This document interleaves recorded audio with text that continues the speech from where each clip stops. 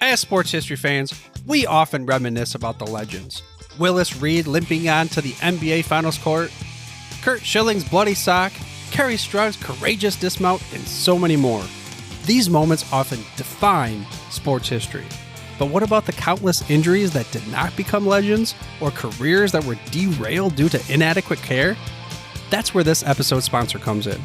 Introducing to you, ILP Sports Consultants, your trusted sports injury partner, available 24/7. Brian Maelli at ILP Sports Consultants has over 20 years of experience in the orthopedic and sports medicine industry, and he has worked with athletes across the gamut, from youth to amateurs, professionals, in almost every sport played in the United States of America, accommodating athletes at every stage of their career. This adaptability ensures that ILP services are perfectly tailored to your skill level, no matter where you are in your athletic journey. With ILP, you are in control. Choose the steps that matter most to you. Diagnosis, treatment plan, recovery, or the whole journey. ILP services are tailored to your unique needs. Rushing for care is a common pitfall, leading to future problems. ILP Sports Consultants helps you make the right decisions, ensuring that you receive timely and safe care. And here's a bonus. Brian hosts the Injured List podcast, sharing insights and athlete stories you won't want to miss. Whether you're a concerned parent or grandparent, or an athlete yourself seeking guidance, ILP Sports Consultants is your beacon of hope in sports injury management. Visit ilpsports.com today. That's the letters ilpsports.com. ILP Sports Consultants, where your well-being is the priority and your recovery is the mission. Choose ILP Sports Consultants for a healthier sports journey, helping you get back in the game the smart way.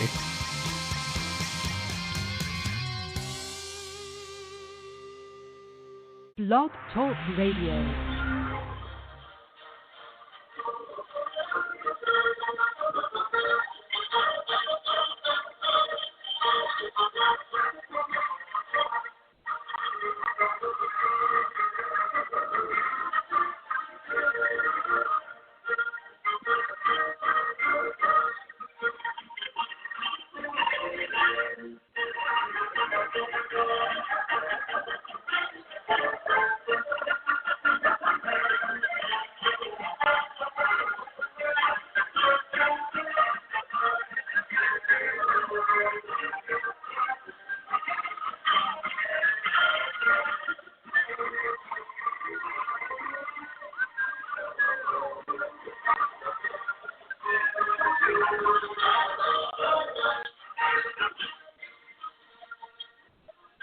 Tonight we'll go back in time to seasons past, when 22 men graced the rugged fields of yesterday, fighting for one more first down, one more yard gain, one final score which would bring victory after 60 minutes of battle on the gridiron.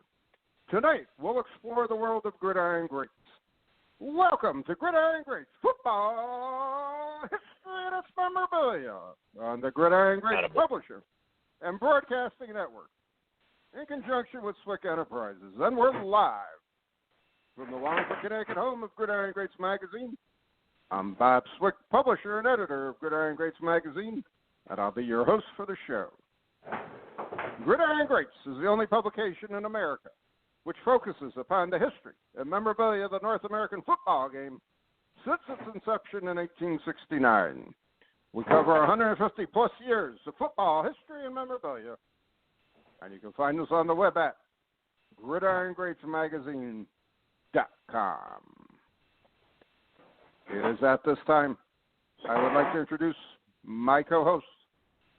He's a senior contributing writer to Gridiron Greats Magazine, a football memorabilia historian specializing in pre-World War II items, in particular Red Grange, and also Seattle Seahawk items, in particular Steve Larger.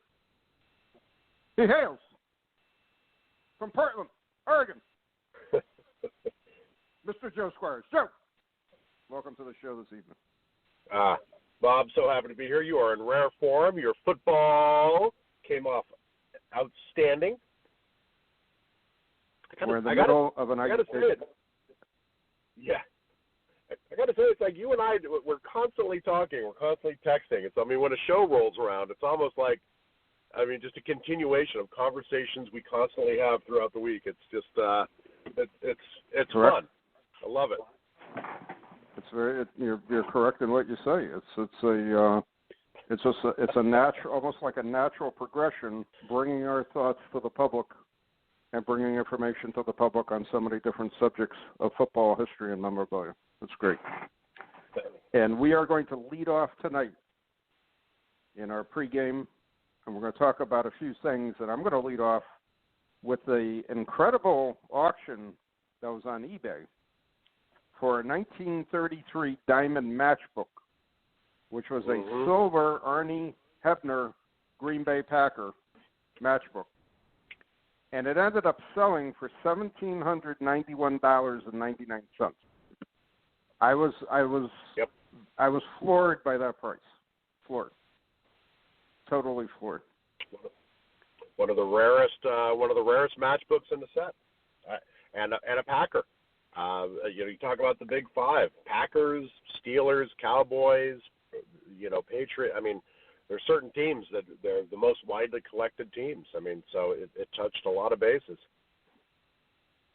And I think what really happened now is I think the Diamond Matchbooks are especially becoming much more popular and much more appreciated.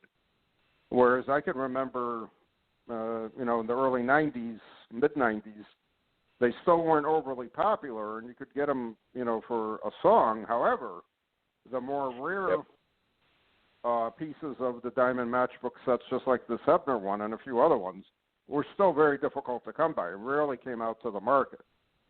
But the more common ones, it was not unheard of.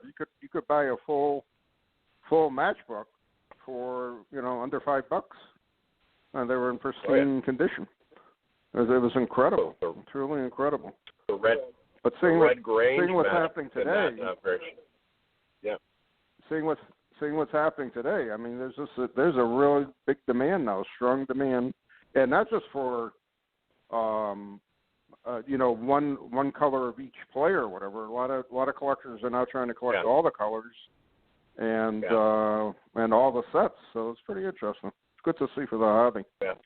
But I figured the Grange matchbook in that set is $250 for the Grange. I mean, and it's been pretty consistent. But the Nagurski, the Cliff Battles. There's Dutch Clark one is one of my favorites. Just a really good photo. But I mean, they've been, matchbooks have been one of those little esoteric things that people collect. It's not a mainstream thing. It's just a really cool thing. And condition sensitive. Obviously, a full matchbook is better with all the matches in it. Is better with the striker on it. I mean, there's all kinds of little nuances you have, within that, that set. Exactly, and it's like I said, it's finally it's getting some appreciation now, especially for the more advanced collectors, that they're really realizing, that hey, this is, the first quote unquote card/photo of a lot of these players, and it is very collectible, and the prices are starting to see it. So I'm real happy for it. I honestly thought, I didn't think that was going to break like 1,100 at the most, but when I saw the final hammer, and I was like, wow. That was incredible to see. And I guess the gal who sold it, she either inherited or she is helping her uncle sell his collection. And I don't have a full story on it, but she does have a lot of very interesting football and baseball items that she's selling on eBay. So pretty interesting. I know you saw a few oddball and interesting items that went for some serious money. Some things that we watched that you and I tech. But are you sitting in front of a computer? I never got a chance to see, but there was a 1916 M101 Jim Thorpe, and the M101 is blank backed, of course. I mean, a PSA 8-point, very very tough card to find in high grade. It's thin. It's a thin one. It's Thorpe playing for the Giants. Condescending himself and this great football athlete, putting on a baseball uniform, just whoring himself out for money. It's always a shame to see great footballers, have to, play baseball. just a great. I mean, in an 8.5, I think that is the highest grade. I don't think there's a 9. I know there's a couple 8s out there. I don't think so either. But I was watching it. I don't it was think... up to 40. Oh, sorry. Go ahead, Bob. No, I was going to say I know for a fact there was nothing higher graded than that. And that's the one thing I did look up on it. And so what's it going for now? Because I lost track of it. It ended yesterday, and it was at $41,000 the last time I looked. Wow! And I hate to say it. Wow! I didn't look to see what it ended at. If you're sitting in front of your computer, could you look up, 1916 Jim Thorpe? But it was at $41,000. If you can imagine, I mean, but this is, a 1916. Other than the Z Nut with him paying for the Portland Beavers, there's very few. I mean, what is a rookie card? I mean, we've got postcards from Thorpe playing in the Stockholm Olympics. There's quite a few postcards that are played. There's, I mean, this is just one of the first cards of him wearing a uniform. There's an actual card, coming with a product versus a postcard. So I mean, it touches a lot of bases. It's Hall of Famer, one of the greatest athletes of the century. I mean, could be said between him and Bo Jackson. Both of them just once in a lifetime athletes, but and obviously one of the highest in its grade. But 41,000 is what it was at yesterday. And I was just kind of smiling seeing that result. I consider Thorpe to be a footballer before a baseball guy, so I just right. Well, again, always that's fun to see. Going to be demanded on both sides of the coin. It's going to be both. It's going to be both a demand for baseball collectors, and it's also going to be demanded by football collectors Footballers. at the same time. So those football exactly. guys. So yeah. Did you see Did you find it closed auction? It would have closed yesterday. And I apologize. No problem. Who was it again? And then 1916 M101 Jim Thorpe PSA 8.5. No, I mean who's the auction house again? I forgot. Oh shoot! I think it's PWCC. Oh, okay. I don't know. Yeah, I don't know if I've mentioned this, but the owner of PWCC lives about 5 houses up from me. So if I wanted, I was going to say just drive over. Just walk on up and get it. Just kind of funny. Another good, just chime in when you find it, but another really big auction item that got raised my eyebrow. Huggins and Scott, which is we're going through a little bit of a bleak time, through the desert right now of auctions. And I always love to have at least one or two good auctions up where I can watch stuff. But Huggins and Scott fired off a couple days ago, and they have an auction that ends next week. And one of their marquee auction items is a sealed case of 1981 Wax Packs box. So there are 20 1981 Wax Packs boxes with 36 packs each inside this sealed case. And just how is something 40 years just inside of a case, these should be pristine, non-X'd out, just beautiful boxes. And 1981 boxes, Wax Packs boxes, sealed from BBC going $1,600 to $2,000 right now. With 20 of these, you're talking about a $40,000 upwards of $40,000. But what an incredible! I mean, How many more, sealed cases of, 40-year-old wax are there floating around out there? Just incredible. I love it. All right. It was the high bidder briefly at 5,000. Oh, yep. The Thorpe one for $49,100. 49. That's a pretty good price. 49 That's a very rare. Plus $100 for standard shipping. So they got to get you coming and going, don't they? Jeez. They get you coming and going. Unbelievable. seriously, $49,000 for Jim Thorpe card. I mean, obviously in a very high condition, but also just just a sealed case of wax packs boxes from 1981. Obviously the Montana rookie card, the very coveted Steve Largent 1981 card in there. A lot of high star power cards. Well, that is and that's my reality. That's my obligatory Steve Largent plug for the show. It's a star. 81, 82, in my opinion, and 84. You got a lot of stars in it, and those sets to me are always going to generate value. And to a lesser degree, 85 and 86.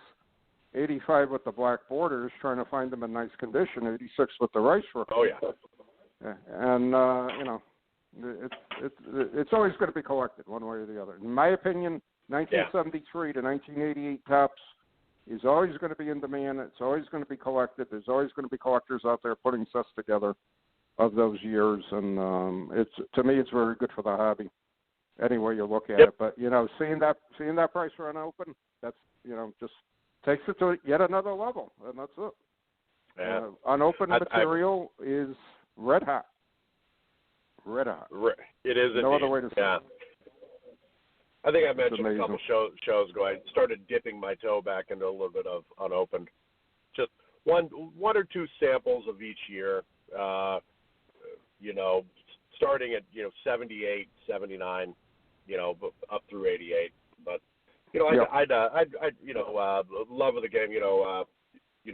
Love of the game. Al Crisafulli had a 76 wax pack box in his last auction that I really thought about taking down, but it went a little past my price range. But something about seeing that stuff sitting on a shelf. It's just they're not making any more of it. Every time one sells, it's a coin flip as to whether that person's opening it. I remember the second national in Baltimore. I opened up and I had it since I was from 76. I opened up a 76 wax pack at the show and got nothing out of it whatsoever. It was basically all comments, but it was really nice to see the cards come out as clean as they did. Really no issues with the exception of one card. So it was pretty good. Pretty good.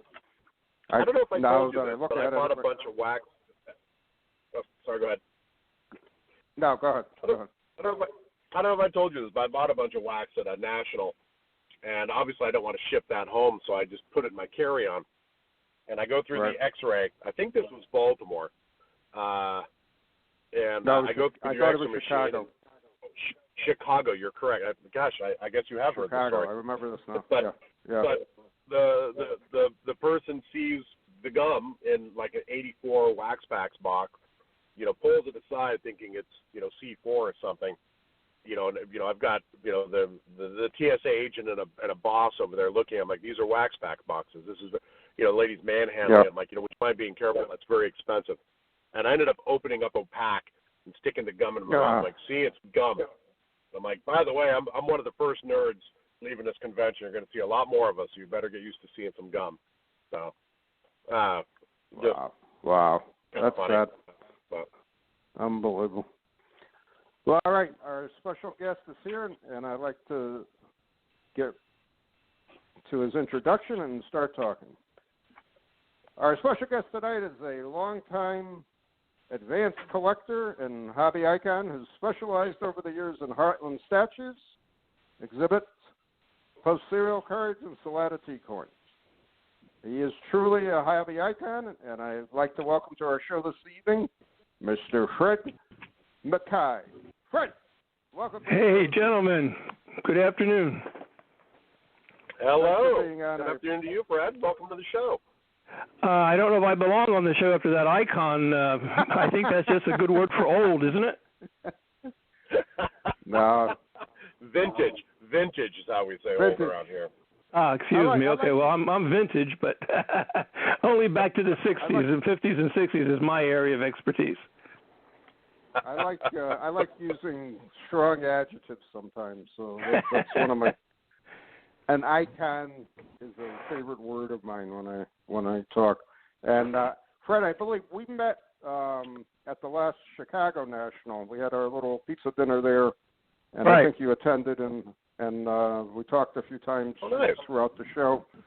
So starting off, my first question is tonight, how did you become interested in football and collecting football items?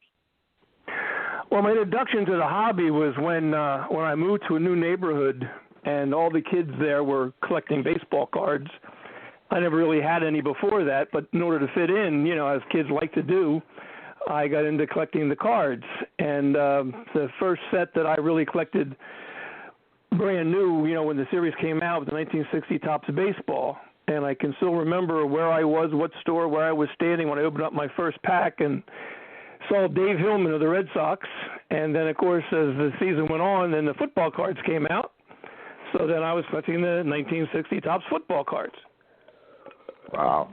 It's always good to hear somebody coming to their senses and stepping away from baseball to football. I did collect both for quite a while, and I still do. I got into the organized hobby, what I'll call the organized hobby, later on in 1963. My parents and I were visiting some relatives in Virginia, and there was a guy selling Japanese baseball cards in the back of the Sporting News at the time. Oh, wow. And he happened to be in that area of Virginia, so I enticed my father to take me over to visit this fellow in his apartment. And he sold me some Japanese baseball cards and gave me a few things I'd never seen before, like 1939 play ball baseball, and he gave me some football cards too. Wow. But the big thing that really opened it up to me, he gave me some old news publications, newsletters, and collectors, things like, I don't know if either of you remember Ball Card Collector by George Robert Martin out of Tennessee. And, of course, in those days, it was all mimeograph things, pretty much, that were sent out. And that opened it up to me. Guys had ads in there, what they were looking for, and it was all done over the mail. And I started writing and making some trades through the mail back in those days. So that was really how I got involved in the hobby and collecting football things. How old were you then when you started corresponding with people to trade? Probably 13. Oh, okay. Good 13 or 14, and I was already collecting this a lot of coins by then because they came out in 1962. So I was collecting the Heartlands by then as well. And post-serial cards, of course, came out 61, 62, and 63. Actually, they started in 1960. I didn't start till 61. And the football cards came out in 62. So I was collecting all those all the way along the line as a kid, of course, like everybody else, cutting them off the back of the box. Wow. Speaking of Heartland statues, I really appreciate you, emailing me, so, to our listeners, Bob will typically introduce a guest, have a rough, list of questions, and then, then there's usually a couple of emails to get batted back and forth just to clarify. Heartland statues are something I'm not very familiar with. So I, kind of took it offline and, followed up. I appreciated your time explaining it to me. But I own one Heartland statue, and so, I don't know a lot about it. So how did you get into those? And, what is it about them that drew you to it? Well, my first introduction was about 1959, I guess, or 60. My parents went away for the weekend to Atlantic City, New Jersey, and I stayed with my grandparents. And as a lot of parents do, when they come back, they bring a little something to the kid, to pacify him for being away for the weekend. And they brought me a Nellie Fox Heartland statue. That was the first one I'd ever seen or had. And from there on, every birthday or Christmas or Easter or whatever, where I would get gifts from my parents or family, I always would get Heartland statues. So that's what started me off on the trail of those, and I ended up completing all of them, the baseball ones. The football ones weren't as immediately available for some reason in my area of New Jersey, Delaware, Pennsylvania area that I could find. But I did find the Philadelphia Eagles, of course, which is our home team. So I did have the Eagles running back and linemen. They issued two for each team at the time, 14 teams back then. And they had a running back pose and a lineman pose, they called them. And I did have the Eagles, but I never was able to expand my collection too much to get other teams until much later. And then I did pick up a pretty big group in a Mastro auction, probably I'm guessing now 18 years ago or so, from a fellow who actually I knew back in the day named Jack Urban in Wisconsin.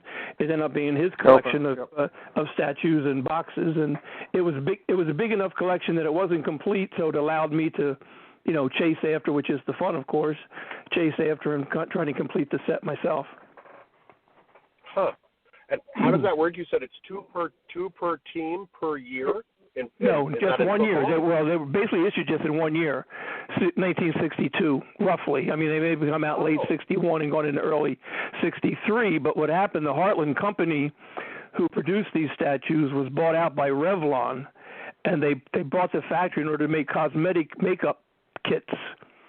So they stopped making the statues. So basically, 1962 is the established year for the Heartland football.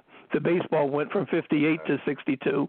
The football is pretty much considered 1962. So only the 1 year did they issue these, and they issued 2 poses for each team. Again, a running back pose and a lineman pose. Wow. It's funny, though, the word Heartland statue has almost become generic because you'll see people like on eBay selling, imitation Heartland statues and, but I've just always considered them to be Heartland. Well, the problem is there's been about 5 different incarnations of Heartland, of the Heartland Company. The original one was in Heartland, Wisconsin, and they're the ones that making the ones that we're talking about. And then later down the line, when it was closed up, the rights to them was sold to somebody in Missouri who really didn't do much with them. Then the rights were sold to somebody in Dallas who came out with new, quote-unquote, Heartland statues. And then it went to Louisiana, who made reprints or reproductions of the originals and added on to other things. And then it went to Missouri again, where they did make a few, including a Johnny Unitas remake, which I've neglected to mention. The original ones, they did make only 2 players, and one was Johnny Unitas and the other was John Arnett. And they're a little bit different in the construction and in the boxes than the generic football teams. And the generic football ones came with a page of stickers that you could, decals, they should call them, with the numbers. So you could take out your St. Louis Cardinals and put number 8 on it for Larry, I can't think of his name now. Larry Wilson. Larry Wilson. Right, or you could take 32 and make Jim Brown of the Browns, or 31 for the Packers and make it Jim Taylor.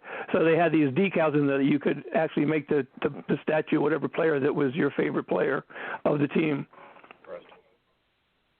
And so anyway, so the Missouri company later did a reproduction of Johnny Unitas. That's the only football one that was done. And then later on, the Louisiana company made some generic LSU statues, which are smaller, don't look anything at all like the originals. But then going back to the originals again, somehow, some way, they made statues for the Louisiana State University. And it was right around the time, I guess maybe a little bit after, when that they were the national champions, and I guess that's when Billy Cannon was with them, as I recall.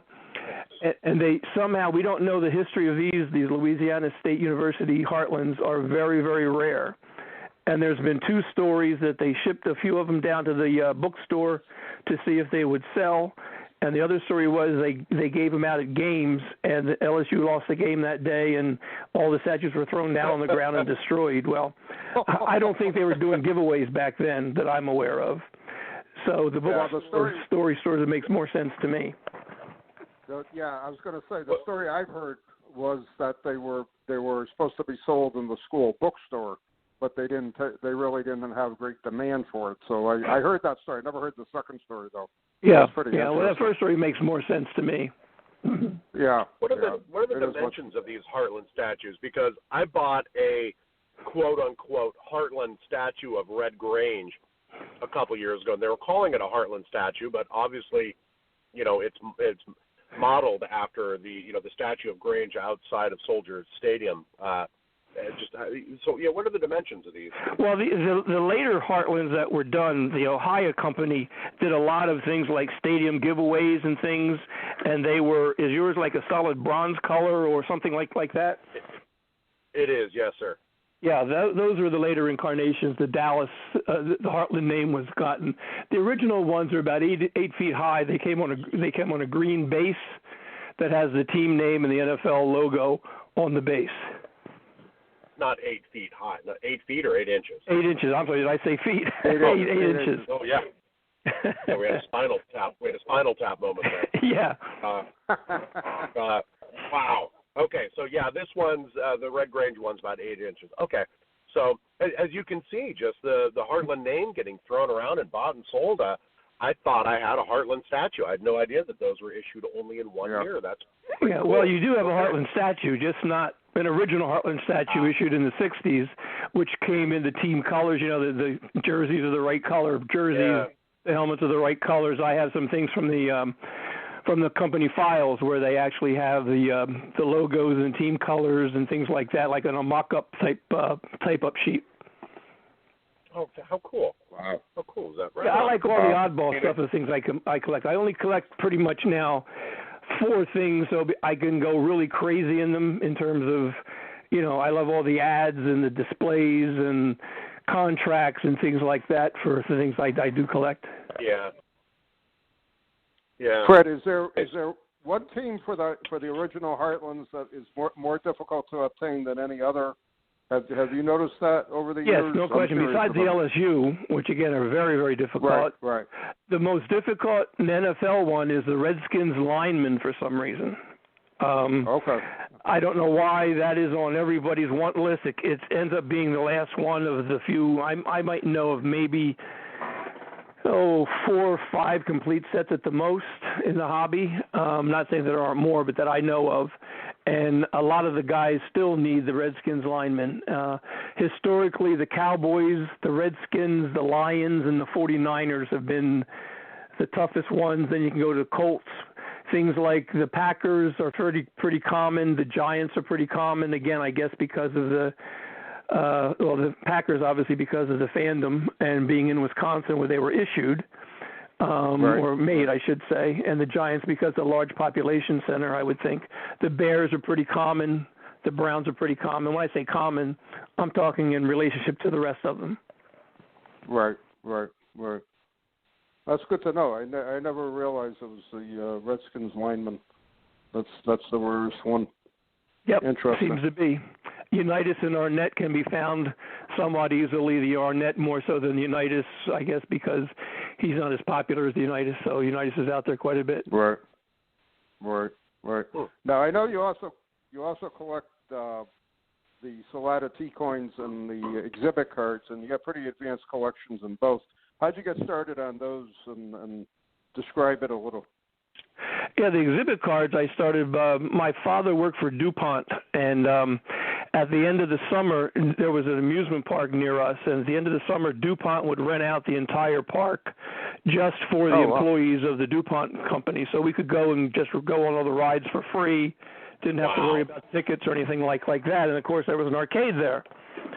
And there was exhibit cards, and you put in your 2 pennies and push it in the slot and pull it out, and here comes your exhibit card. So that's how I got started on my exhibit cards. And as I've done with the 4 or 5 things I collect, pretty much it's all things I collected as a kid. The Salata coins. What year? I beg your pardon. What year was that that you were putting your money in your exhibit display? Again, that was probably early 60s. The problem with that in terms of football was football exhibits supposedly were only like 49, 50, 51, 52. But, yeah, exactly. But they're still showing up in exhibit card catalogs in 1955. Right. So they were still out there somewhere, somehow, and I do recall getting them in some of the exhibit machines. Obviously, these amusement park would buy them in bricks and put them in the machine, and if they hadn't sold out, they just kept popping them in the machine. So I was getting both baseball and football cards out of them at the time. Fascinating. That's cool. I love the exhibits. I always thought they were 48 to 52, as Bob mentioned. A couple of years ago, a guy on a chat board had refurbished one of the exhibit machines, and I bought it. Good. It was sad because he didn't package it very well, and the glass got broken on while it was being shipped. But it was still just cool just to have it. And I collected those exhibits. I was able to put a couple raw football cards, in there, and it was just, I just loved it. Just exhibits are one of the best sets, I think.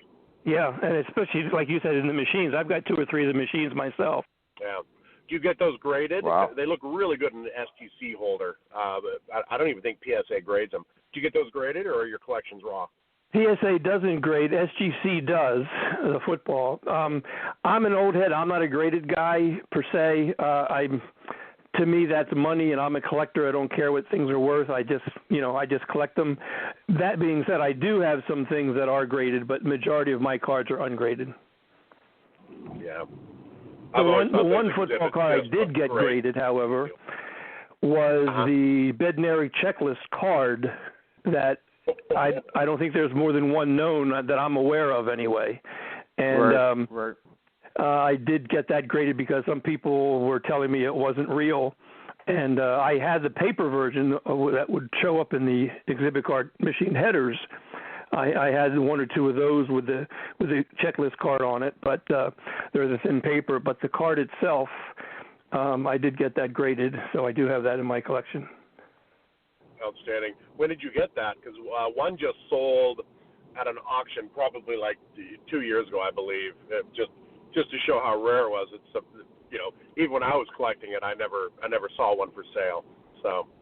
Yeah, that was me. Guilty. That was out of here I go with forgetting names again. Mike, out in your neck of the woods, big football collector. Blaisdell? Yes, Mike Blaisdell collection. Yeah. Yep. Sorry about that, Mike. We roomed together at the last Chicago show. I forgot his last name. I apologize. No, that was through BST then, John Spano. Because right. You're right. That was they did sell it in that. Okay. Yeah. Yeah, I just have to, when I collect few things, I have to have all this stuff around it in my mind. So that was sort of a no-brainer for me to go after that. Sorry, Carl. I know Carl wanted it too.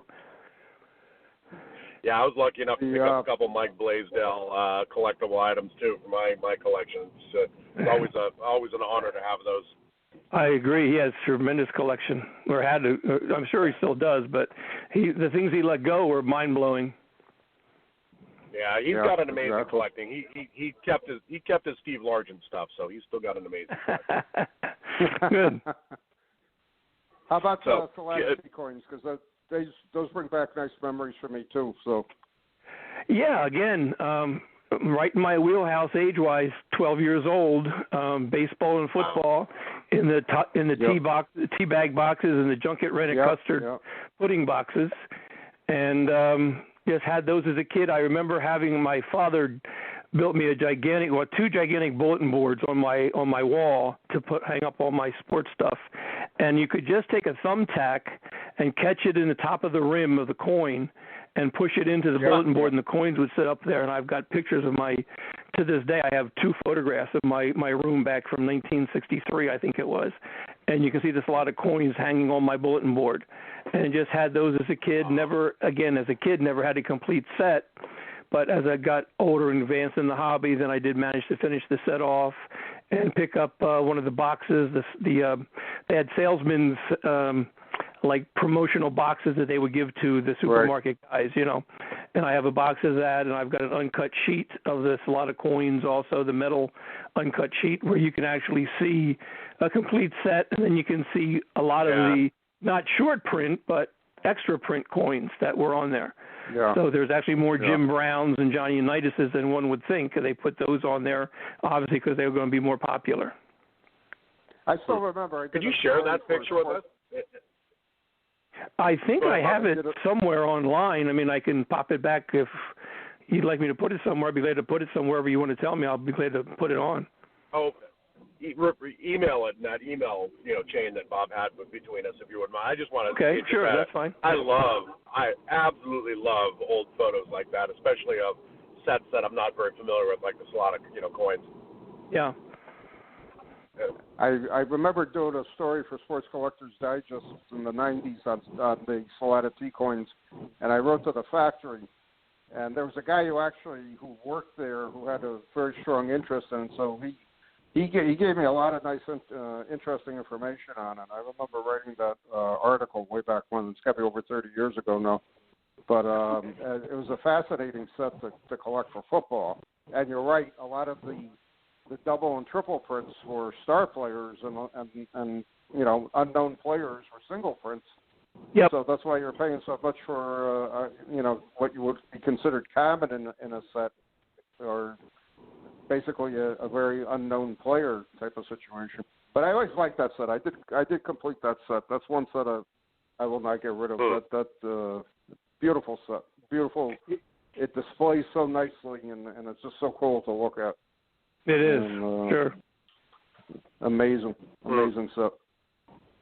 Well, Fred, you've name dropped a lot of really cool, rare, sets that I admire from afar. So, I mean, it's got to be tough, but could you whittle down, like, what your top 5, 6 favorite things are that you collect?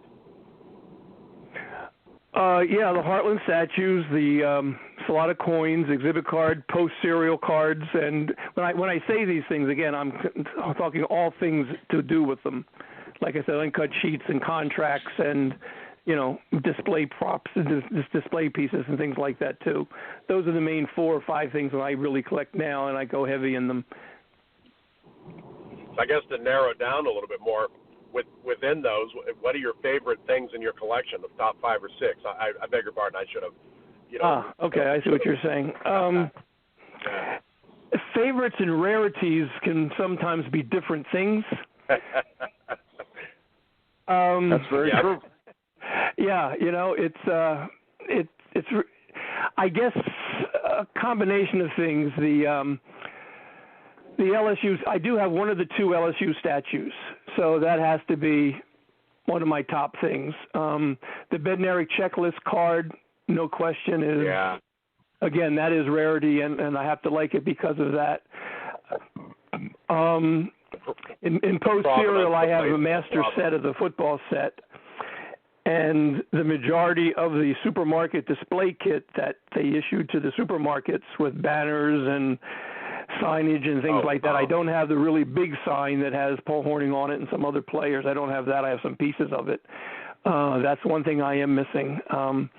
I like my exhibit football cards in the colors because they're pretty hard to come by. I've got colors in some of the exhibit football cards, and I was out to the exhibit factory actually in 1966 in Chicago, and I got a tour by the owner of the exhibit card company, and he was nice enough to gift me with about 12 uncut sheets, which I still have to this day, of exhibit cards. But unfortunately, there was no football in 1966 left over, I guess, so I never ended up with any of the football sheets I wish I had.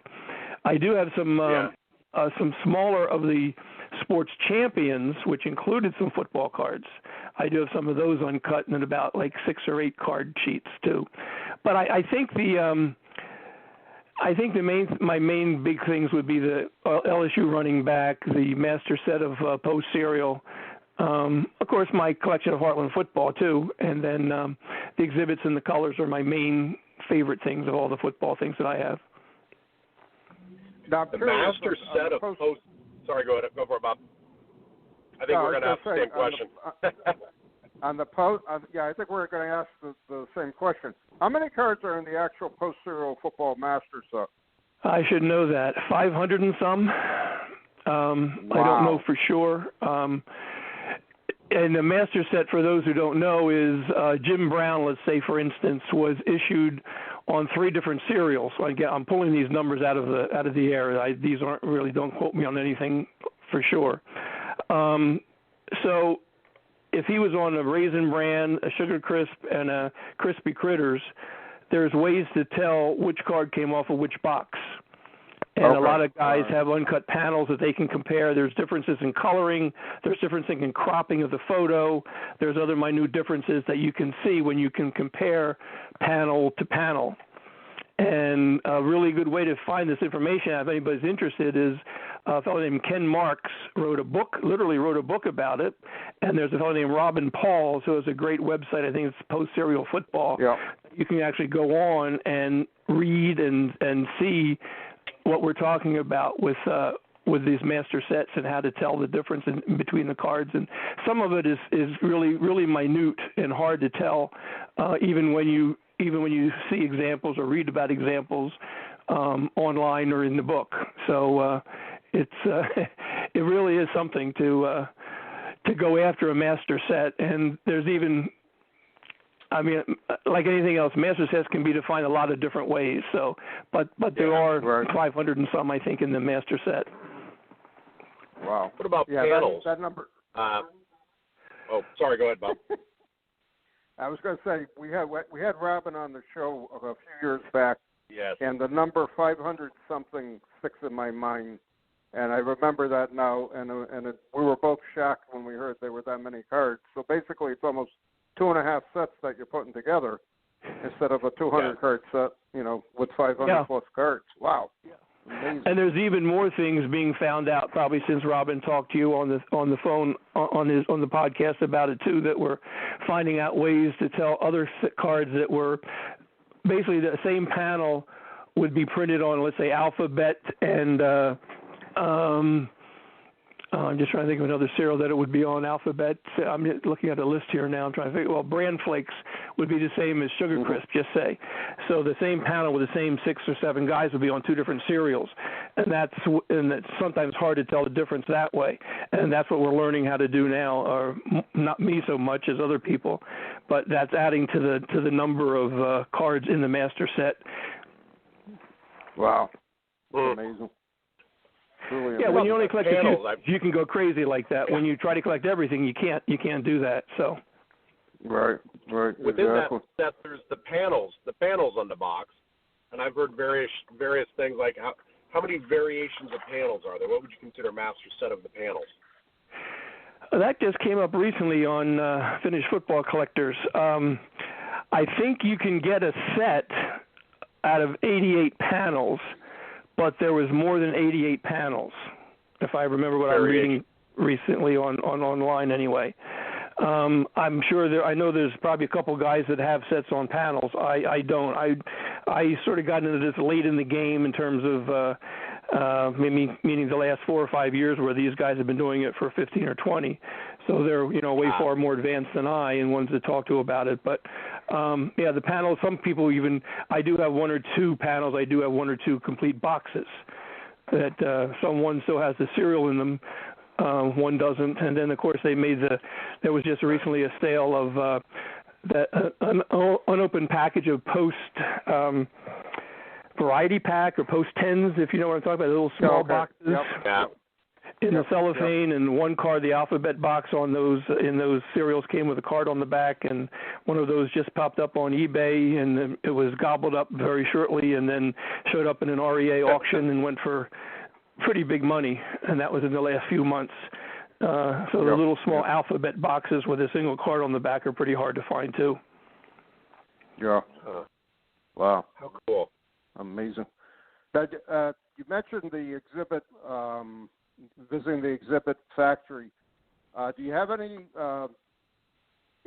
collecting stories you'd like to share with our audience? I know you talked a bit about that. Was there anything else that you wanted to talk about on that?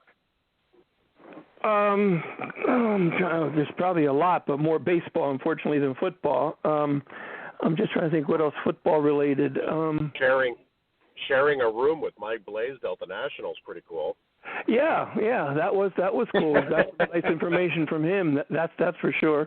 And of course, the pizza dinner that we all went out to that Bob referenced earlier. No, in terms of that, I mean, I wasn't at the Heartland factory. As I said, I remember talking about Post cereal. There's a story I remember as a kid again. On Saturdays, they would have kids films in the afternoon, and it'd always be like a little cereal beforehand. When I say cereal, with an S. With like Zorro, not the Zorro from TV, but there'd be a Zorro, and at the end of the 10-minute little promo, he would be on a conveyor belt going toward a saw, buzz saw, and come back next week to see how Zorro gets out of this one, and then there'd be the movie afterwards. Well, before the movie, I would go in, and other kids would go in, and I'd be trading cards, the Post cereal cards, with kids from other neighborhoods that I wouldn't normally see. But we would meet at the movie theater, and I could trade with this guy who was, 3 miles away or 4 miles away that you wouldn't normally see riding your bike. You just traded with the guys in your own neighborhood at the time. So that's a fond memory that I have of trading cards in the back of the movie theater, post serial cards with those guys. I remember going to a store, a toy store in Delaware, and seeing an entire wall of Heartland statues, and just baseball and football. Wow. And just being blown out of my mind. Of course, if I could go back in time and buy them all, as we all know, that's not possible. But that vision is still burned in my head, too. Wow. That's incredible. Yeah. Was that? What? I beg your pardon. What year was that? That was probably, again, in the early 60s, I would guess 61, 62. Yeah, because football was out, so I'm guessing it would be 62. Yeah. That's just amazing. I mean, the exhibit factory, the Heartland. I mean, that's really cool. I used to have a printer's proof uncut sheet of 48 exhibit, and it was paper rolled up, and it was probably like 5 by 6, so maybe it was 30 cards. And it was mixed. It wasn't just football on the sheet. It was all of the other things that exhibit came out with. The movie stars, et cetera. I thought it was pretty interesting. They mixed all that together, but then when they sold it by sport. You could get them in football or baseball. Okay, that's strange. You said it was thin paper though? Very thin paper, so it's printer's proof. It had writing on it and everything. Blank backed, obviously. Well, those would be the ones generally used for the headers that go on the front of the machines, the thin paper ones. I've never seen a sheet that has different things on them. Now, when you first started talking, I thought you were talking Sports Champions, which is another exhibit that has everything from football to boat racers to marble players to ice skaters to hockey players in it. That's where I thought you were going, but when you said movie stars, and that threw me for a loop. So I guess maybe what they did, they printed the ones for the headers that way. I have some headers with the single cards on them, but I've never seen an uncut sheet with movie stars and other sports players on them. That's very interesting.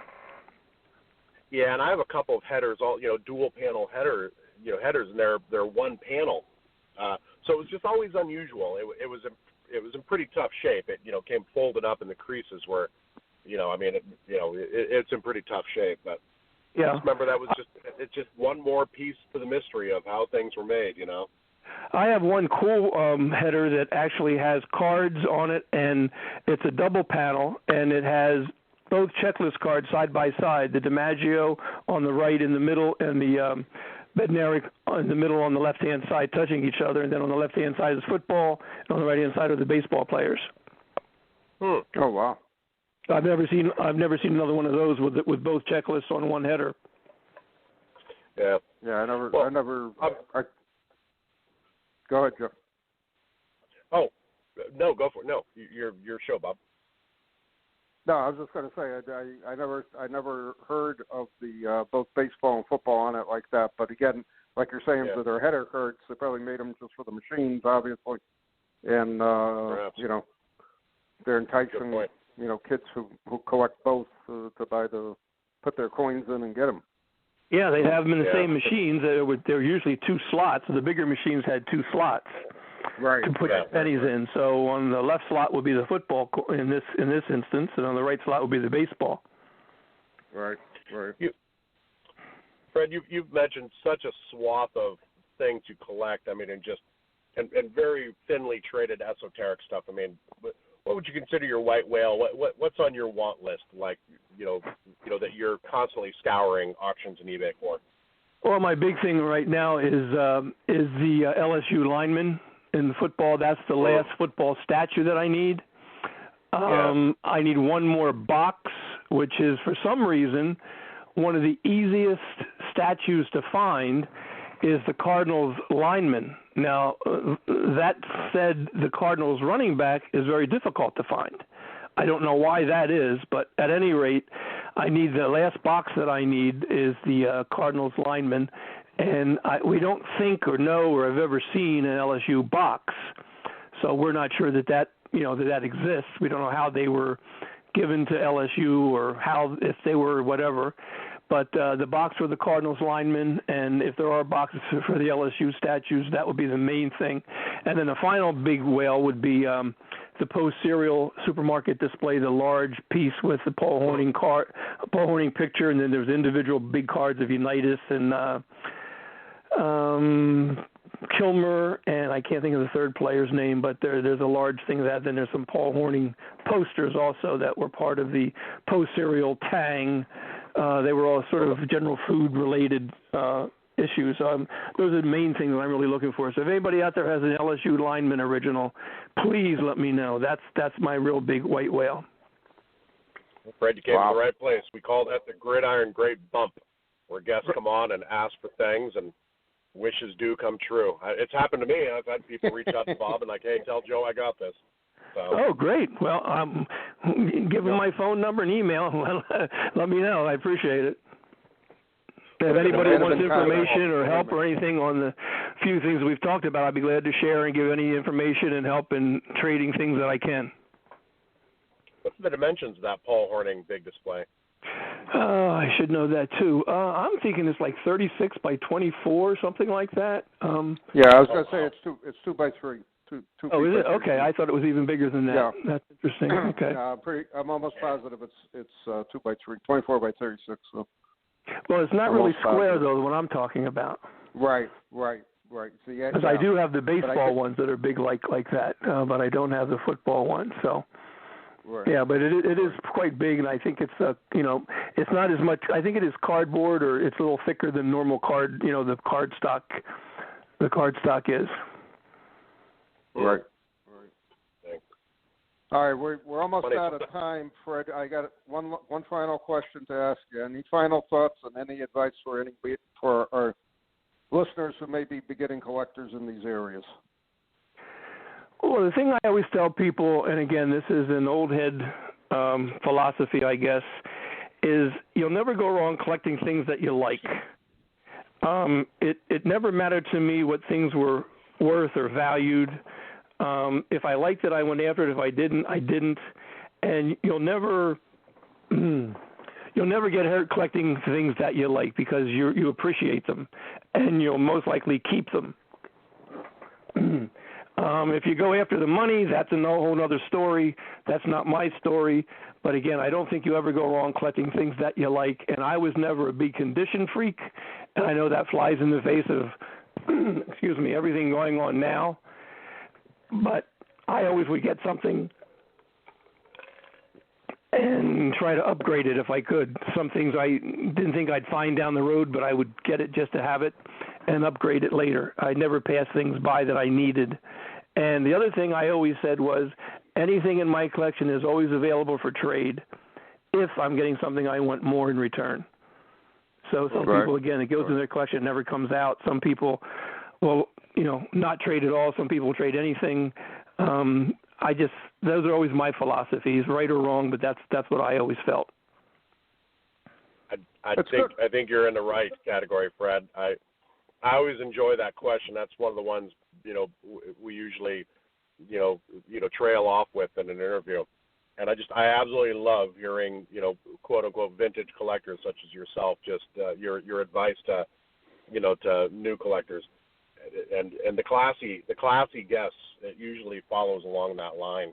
Just collect what you like and, be open and just have fun and don't, think about the money, but don't focus on the money kind of thing. So, the other thing I like is learning about the things that I collect. Like I said, I have company records from Heartlands. I have company records from Salada. And other guys have records from Post Serial that we share among each other and things you can learn and figure out. And there's still questions that we'll never have answers to. But learning and hearing and talking to other collectors enable us to advance the hobby. That's very true. Very true. Fred, thank you for being on tonight. I appreciate it. It's been an incredible education in 30 minutes. It's amazing, truly amazing. Gentlemen, I enjoyed it. Hope everything goes well with both of you and all of your listeners. Well, thank you, Fred. You're a hobby icon, whether you like it or not. So I hear you. Again, just put old in parentheses after that, and then you got it right. All right. Fred Mackay. Thank you so much, Fred. Fred, thanks for being on. Goodbye, gentlemen. Joe, we're down to 2 minutes or 2-minute warning and wrap up. Handing off to you. What'd you pick up on tonight's show?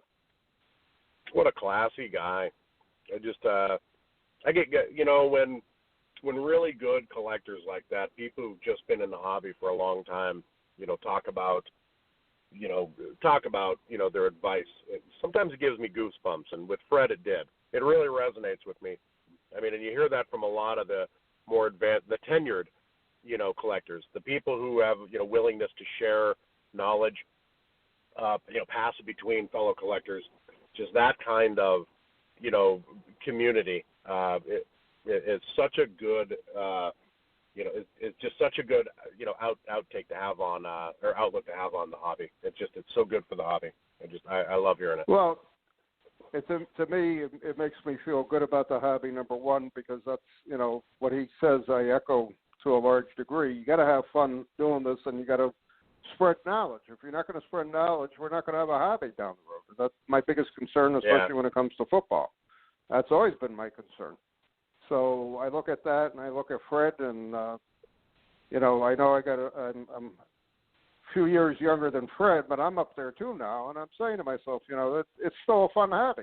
You can still learn things, and that's the nice part about it. And I do love, though, his concentration in those 4 areas: the Saladas, the exhibits, the posts, and the Heartlands. It's pretty cool. All right, we're almost out of time.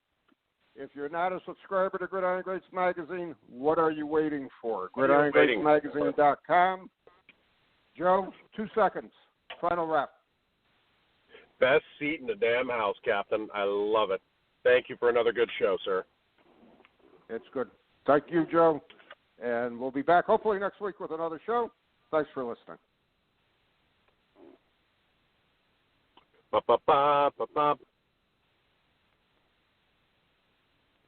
Hey there, sports history fan. This is Arnie Chapman, a.k.a. the Football History Dude, and I wanted to thank you for stopping by to listen to another episode here on the Sports History Network.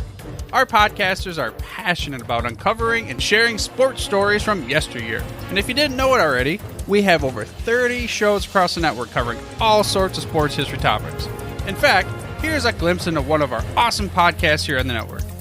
Each week, the official Football Learning Academy podcast will take you deep into the history of pro football through interviews with players, coaches, or administrators in the NFL, as well as interviews with Pro Football Hall of Fame selectors, authors, and historians.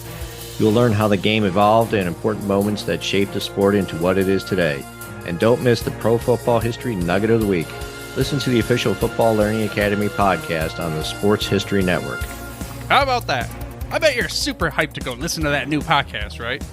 Well, to learn about this show and all the other podcasts on the network, head over to sportshistorynetwork.com/podcast. Again, that's sportshistorynetwork.com/podcast. Head over there today to find your next favorite sports history podcast.